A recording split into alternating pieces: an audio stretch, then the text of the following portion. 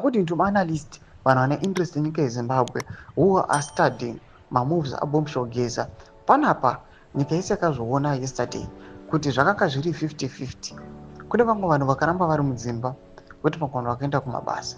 Yes, people they complain kuti aiwa taseiona yepamonth end panapa takufanira kutomboita malast moments ekunyatso kumbonotsvaka mari kuti aiwa tikwanise kumita matargets edu inokwanisa kubhadhara maexpenses. Hausarambi namashoko ari kuda panapa achiitwa kunyorwa pamusoro pekunge kunganzi kufeila kwekuti maplans aGeza ndobva wasubscribe like what on the bell kuti tipaende kozombayanyora chite reasons why Geza revolution failed.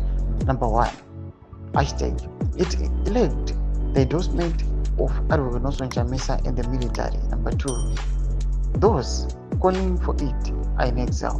Number 3, Dr. Tungwarara effect diluted the whole spirit. 90% of Zimbabwe economic is informal sector. The movement lacked funding. ED and General have the last laugh. Thomas Wambranjo Kopanapa, no common cause of most of Iowa. This is the cause of Intel. Yamunos Vakut Iowa.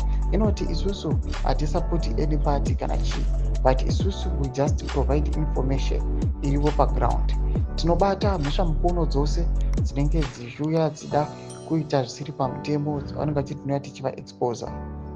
Panguva inoi kozo ari kuita vachiti aiwa panapa maplans aGeza ari kutadza kumaterialize just because haasi kuva endorsed naAdvocate Nelson Chamisa unozikanwa kunzi aiwa ndipresident wevanhu pamwe chete the military vanozikanwa kuti ndo vanhu vanonyatso kupedza masports. Vanoenda mberi vachiti aiwa this movement also lacked funding. Panga pasina funding yakanyatso kuti tsvikiti ingaita kuti aiwa these plans agaendera mberi. Mbudzi mafunguro enyu muri kudi pamusoro mashoko anobuda chisachisiwa the cause wa Intel pamusoro pemapland shutdowns arikuitwa naFirebrand Bombshell Geza. Tudze mafunguro enyu muri kudi pamusoro pechitwi chipinda comment section medu. So subscribe or like and turn on the bell icon.